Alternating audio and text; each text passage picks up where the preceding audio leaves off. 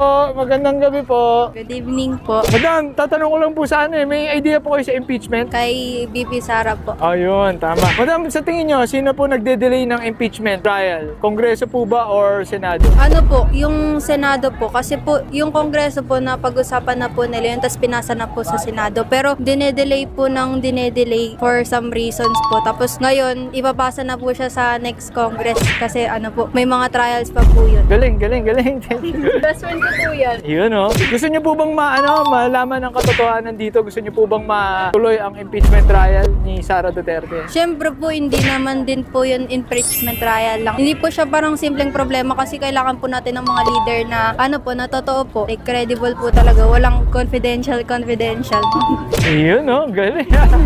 Thank you po, ang galing nyo, ha. Madam, ano po kayo? Estudyante? Ano po, incoming college pa lang. Yun. Thank you very much po, ha. Mahusay po kayo. Thank you.